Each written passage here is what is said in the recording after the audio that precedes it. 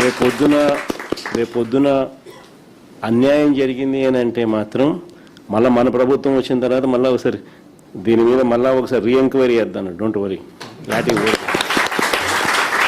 Wheel demand for an enquiry తల్లి, we'll demand for CBI enquiry in fact in this. వీళ్ళు పొరపాటున వీళ్ళు ఏ రకంగా వీళ్ళు చేయకపోయినా కూడా నాట్ ఓన్లీ ఇప్పుడు ప్రస్తుతానికి నేను చెప్తా ఉన్నాను ఈ న్యాయ కోర్ట్స్ అనేది ఆశ్రయిస్తూ ఉన్నాం అనేది one part of the story. Matter of only time. కొంచెం ఓపిక పట్టు. ఏడిచినందు వల్ల సాధించేది ఏం లేదు, ధైర్యం కోల్పోవడం వల్ల మనం సాధించేది ఏం లేదు. ధైర్యంగా ఉండండి. Matter of only time. 3 ఏళ్ళు కళ్ళు మూసుకుంటే కళ్ళు అయిపోతుంది. మనం వచ్చిన తర్వాత ఎగ్జాక్ట్లీ ఎవరెవరైతే ఈ రకంగా బాధితులుగా ఉన్నారో మీ స్పెసిఫిక్ కేసెస్ మీదనే ఒక ప్రత్యేక కమిషన్ వేసి ఎంక్వైరీ చేపిస్తాం. నేను చెప్తా ఉన్నాను, ఎక్కడ కూడా అన్యాయం అనేది ఎవరికి జరిగినా కూడా we will repair the system. We will ensure that everybody is posted back. బాధపడితే సాధించేది ఏమైనా గుర్తుపెట్టుకో. ఈ మనం పోరాటం చేస్తేనే మన సమస్య అనేది హైలైట్ అవుతుంది, అందరి దృష్టికి వెళ్తుంది, న్యాయం అనేది జరుగుతుంది. న్యాయం అనేది కూడా మనం పోరాటం చేయకపోతే జరగదు. It can only be justice can only be delayed, it cannot be denied. అది ఒక్కటి ఖచ్చితంగా గుర్తుపెట్టుకో. దేవుడు ఎప్పుడైనా కూడా మనకు తోడుగా ఉంటాడు. Don't worry about it. God will help us, God will guide us. అలాంటప్పుడు 1:1 వెరిఫికేషన్ పిలవకూడదు సార్, మమ్మల్ని అక్కడే ఆగిపోయి ఉంటాం సార్. ఒకటి దీంట్లోమో 1:1 అని చెప్పి పిలిచి సబ్జెక్ట్ వెరిఫికేషన్ ఆఫ్ సర్టిఫికేట్స్ మాత్రమే అన్న పరిస్థితి నుంచి రిజెక్ట్ చేయడం అన్నది ఒక తప్పు అయితే, వెరిఫికేషన్ అనేది లో పూర్తిగా సర్టిఫికేట్లో ఆథెంటిక్ జెన్యున్ అని చెప్పి తెలిసి ఉన్నా కూడా రిజెక్ట్ చేయడం ఒక తప్పు అయితే, రెండోది ఇంకోటి ఏంటంటే, ఇంకొకటి ఇంటెన్షనల్గా వీళ్ళు చేసిన మిస్చ్యూవస్ పని ఏంటంటే, ఏ ఎగ్జాము రాయకుండా స్పోర్ట్స్ అని చెప్పి ఒక కేటగిరీ ఒకటి క్రియేట్ చేసి వాళ్ళకి ఎటువంటి ఎగ్జాము అవసరం లేదు, ఎటువంటి క్వాలిఫికేషన్ అవసరం లేదు అని చెప్పి వాళ్ళకు టీచింగ్ పోస్టులకు ఉద్యోగాలు ఇచ్చేసే కార్యక్రమంలో భాగంగా ఇయడము, అది తీసుకొచ్చేదానికోసం మిమ్మల్ని అందరినీ కోసేయడము. దాని తర్వాత మళ్ళీ సేమ్ థింగ్ను మళ్ళీ క్రిటిసిజం వస్తుందేమో అని చెప్పి వాళ్ళ పని అయిపోయిన తర్వాత మళ్ళీ గేట్లు మూసేసినారు.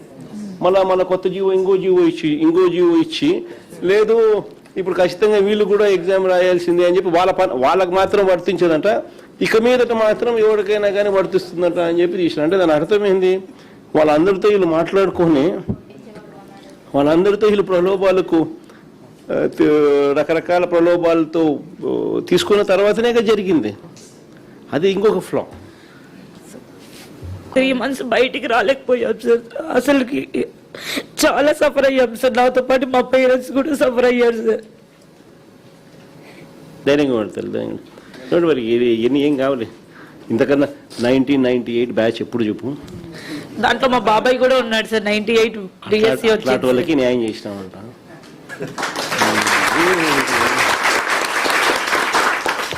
దీని గురించి బాధపడతావు ఎందుకు? కొంచెం ఓపిక పట్టు. Thank you sir. ఎన్ని పద్ధతుల్లో వీళ్ళు చేసినారు స్కాములు అని చెప్పడానికి నిదర్శనాలు. ఫస్ట్ ర్యాంక్ వచ్చిన వానికి, జిల్లాలో ఫస్ట్ ర్యాంక్ వచ్చిన వానికి ఉద్యోగం ఇలా. ఎందుకు ఉద్యోగం ఇవ్వలేదు అని అంటే వీళ్ళు చెప్పేది వెరిఫికేషన్కి రాలేదని. వెరిఫికేషన్కి రానోడు కోర్టుకు పోయి నాకు ఉద్యోగం ఎందుకు ఇవ్వడం లేదు అని చెప్పి కోర్టుకు పోయే కార్యక్రమం చేసినాడు అని అంటే, ఫస్ట్ పేపర్లు లీక్ కాడి నుంచి జరుగుతూ ఉందా? ఇలా కావలసిన వాళ్ళకు ఫస్ట్ పేపర్లు లీక్ ఇచ్చి కొంతమందిని తెచ్చుకునే కార్యక్రమం, తర్వాత రకరకాల పిచ్చి జియోలు ఇచ్చి ఎలాంటి క్వాలిఫికేషన్ అవసరం లేదు అని చెప్పి ఏకంగా జియోలు ఇష్యూ చేసి గేట్లు ఎత్తడము, గేట్లు తీసేయడము, ఆ పద్ధతిలో కూడా మళ్ళీ తీసుకొచ్చే కార్యక్రమం చేయడంతో గందరగోళం క్రియేట్ చేసినారు. సో ఇక్కడేమో 1:1 అని చెప్పి పిలిచి సర్టిఫికెట్స్ వెరిఫికేషన్ మాత్రమే ఫార్మాలిటీ అనేది పెండింగ్లో ఉండగా, సర్టిఫికెట్లు అన్నీ పర్ఫెక్ట్గా ఆథెంటిక్గా ఉన్నాయని తెలిసినా కూడా మళ్ళా ఉద్యోగం ఇవ్వకోకుండా ఎగరగొట్టే కార్యక్రమాలు చేసినారు. ప్లస్ ఇచ్చేటప్పుడు ప్లస్ మిమ్మల్ని ఎగరగొడుతూ ఫిల్అప్ చేసినట్టు చూస్తే మోస్ట్ అబ్జర్వ్డ్ పేర్లు ఎక్కడెక్కడో ఏదో క్వాలిఫికేషన్లో ఉన్న వాళ్ళని తీసుకొని వచ్చి ఇచ్చిన పరిస్థితులు కూడా కనిపిస్తూ ఉన్నాయి. అవును, క్లారిఫికేషన్ అడిగితే అసలు లెక్కలేనితనంతో క్లారిఫికేషన్ ఇస్తాం. మీరు అడిగేది ఒక క్వశ్చన్ అడుగుతారు, వాడు క్లారిఫికేషన్ ఇచ్చేది మీరు అడిగిన భాష అర్థం కానట్టుగా ఏదో ఒక వేరే ఆన్సర్ చూస్తే వేరే మాదిరిగా ఇంకొక క్వశ్చన్కి సంబంధించిన ఆన్సర్ ఇస్తా ఉన్నారు. అంటే లెక్కలేనితనంతో ఆన్సర్ ఇస్తా ఉన్నారు. మీ అందరికీ మళ్ళీ ఒకసారి చెప్తా ఉన్నాను, మనకు మాట్లాడగలిగిన వాళ్ళు బహుశా నా దగ్గరికి కొంతమంది రాగలిగినారు, చాలామంది కొన్ని వేల మంది చాలా మంది బహుశా రాలేని పరిస్థితిలో కూడా ఉన్న వాళ్ళు కూడా చాలామంది కూడా ఉండొచ్చు. బట్ ప్రతి ఒక్కరికి కూడా నేను భరోసా చెప్తాను. ఇక్కడ ఒక కోఆర్డినేషన్ కింద ఇక్కడ ఇద్దరు ఎమ్మెల్సీలు, వీళ్ళిద్దరు టీచర్స్ ఎమ్మెల్సీలే, చంద్ర అండ్ కల్పనమ్మ. వీళ్ళకి తోడు మన స్టూడెంట్ వింగ్ నుంచి ప్లస్ మన లీగల్ సైడ్ నుంచి కూడా మన పార్టీ లీగల్ సైడ్ నుంచి కూడా లాయర్లు అందరినీ కూడా ఎంపానల్ చేసి ఒక కమిటీని ఫామ్ చేసి ఇక్కడ పెడతాం. ఎవరికి ఏ సమస్య వచ్చినా కూడా ఎనీ లీగల్ హెల్ప్, మీరు ఎవరికి రూపాయి కూడా డబ్బు ఖర్చు కాకుండా వీళ్ళే లీగల్గా కోర్టులలో కేసులు వేసి మీ తరపున వాద్యం చేసేట్టుగా వీళ్ళందరినీ కూడా పురమాయిస్తూ ఉన్నాం. సో వీళ్ళందరూ కూడా దానికి అన్ని రకాలుగా కూడా చేస్తారు. చేసి కోర్టులో కొట్లాడే కార్యక్రమం చేస్తాము.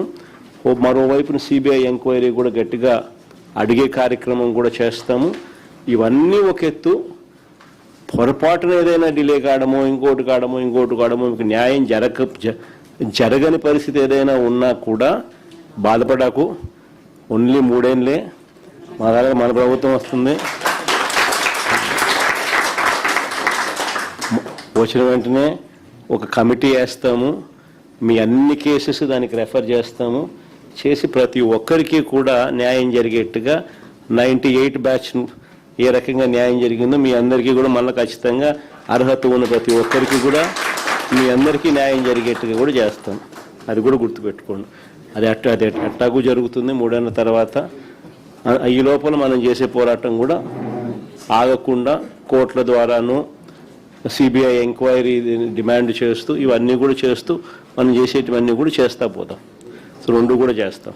అందరికీ కూడా ఒకటే అష్యూరెన్స్ ఇస్తాను. ఇంతకుముందు నేను చెప్పినట్టుగానే కొంచెం ఓపిక పట్టండి. పోరాడితేనే మనం సాధించుకోగలుగుతాం. ఆ విషయంలో 4 అడుగులు ముందుకేస్తాం. ఖచ్చితంగా పోరాడుతూ ఉన్నారు. అన్ని రకాలుగా సహాయ సహకారాలు నా తరపు నుంచి కూడా అన్నీ ఉంటాయి. ఇది డిలే అయినా మనము న్యాయం సత్వరమే రాకపోయినా కూడా బాధపడాల్సిన అవసరమే లేదు. కన్ను మూసుకుని కన్ను తెరిచేసరికి 3 ఏళ్ళు అయిపోతుంది. అయిపోయిన వెంటనే మనం అధికారంలోకి దేవుని దయ వల్ల ఖచ్చితంగా వస్తాం. వచ్చిన వెంటనే కమిటీ కాన్స్టిట్యూట్ చేస్తాను. మీ అన్ని కేసెస్ దానికి రెఫర్ చేస్తాను. 1:1 కింద పిలిచి వెరిఫికేషన్ ఆఫ్ డాక్యుమెంట్స్ మాత్రమే పెండింగ్లో ఉన్న పరిస్థితుల్లో మీ అందరికీ కూడా జెన్యున్ డాక్యుమెంట్స్, ఆథెంటిక్ డాక్యుమెంట్స్ ఉన్న పరిస్థితి ఉన్న నేపథ్యంలో ఉన్న వాళ్ళందరికీ కూడా ఖచ్చితంగా జరిగించాల్సింది జరగాల. కానీ తప్పులు జరగడం వల్లనో ఇంకొక దాని వల్లనో నష్టపోయిన వాళ్ళందరికీ కూడా అవసరమైతే ఎక్స్ట్రా పోస్ట్ అయినా క్రియేట్ చేసైనా కానీ మీకు మంచి చేయిస్తాం.